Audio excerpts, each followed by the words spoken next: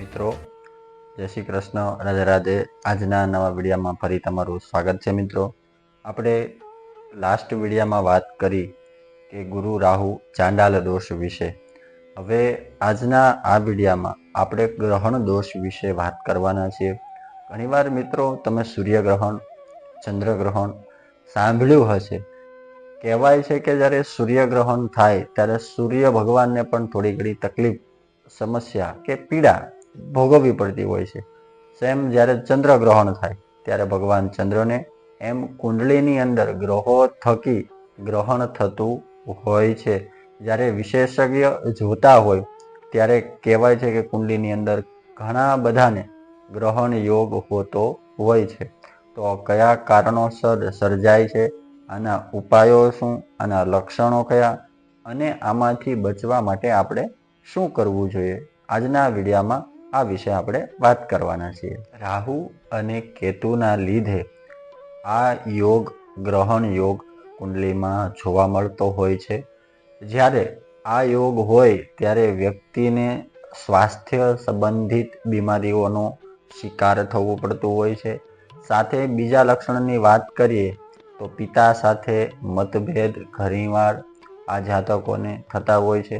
વૈદિક જ્યોતિષ શાસ્ત્ર અનુસાર એક સાથે બે ગ્રહો એક સ્થાનની અંદર પ્રભાવી થવા, રાહુ, કેતુ, સૂર્ય વગેરે ગ્રહોની યુતિ, પ્રતિયુતિ અથવા દ્રષ્ટિના કારણે ગ્રહણ યોગ કુંડલીમાં સર્જાતો હોય છે. આ દોષ હોય તો તેનો નિકાલ કરવો ખૂબ જ જરૂરી રહેતો હોય છે. કારણ કે સ્વાસ્થ્ય સંબંધિત બીમારીઓનો શિકાર આ જાતકોએ મોસ્ટ ઓફ થવું પડતું હોય છે. ગ્રહણ દોષના કારણે વ્યક્તિના આત્મસન્માનમાં ઘટાડો, જલ્દીથી ગુસ્સો કરવો, ઘણા બધા કારણો ગણાવી શકાય. હાડકાને લઈ બીમાર થવું, એના એ જ હાડકા થકી વિશેષ તકલીફો ઊભી થવી. આ ગુસ્સાના કારણે તેમને ઘણીવાર સરકારી કચેરીમાં પણ જવું પડતું હોય છે. વધારે પડતા ગુસ્સાના લીધે કોઈ પણ પ્રકારની સજાનો ભોગ અથવા શિકાર પણ બનવું પડતું હોય છે. જો કોઈ વ્યક્તિની કુંડલીમાં સૂર્યગ્રહણ દોષ હોય ત્યારે આ જાતકોએ ઉચ્ચ અધિકારીના ગુસ્સાનો શિકાર થવું પડતું હોય છે.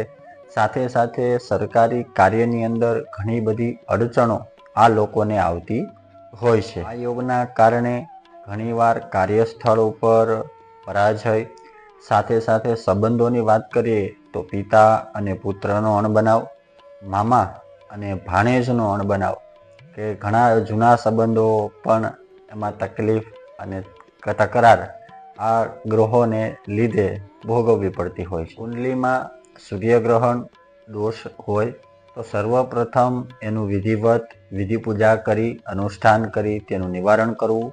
આ નિવારણ થઈ ગયા બાદ ભગવાન સૂર્યનારાયણને અર્ઘ્ય બને તો દરરોજ નિયમિત સમય અનુસાર આ જાતકોએ કરવું જોઈએ.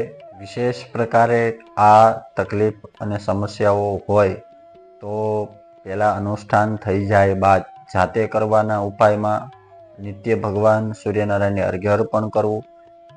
છતાં બીજી એક વસ્તુ કે એક પીપળાનું ઝાડ તમારા ઘરની આજુબાજુમાં વાવી તેને નિત્ય પાણી પીવડાવવું, જેનાથી પણ ઘણી રાહત મળશે. ઘર પરિવારના સદસ્યો પાસેથી એક સિક્કા ભેગા કરી નજીકના કોઈ પણ મંદિરમાં જઈ આ સિક્કાનું દાન કરવું. મિત્રો, આજના વિડીયોમાં આટલું. આ વિડીયો તમને ગમ્યો હોય લાઈક, શેર, સબસ્ક્રાઈબ કરો. જય શ્રી કૃષ્ણ, રાધે રાધે.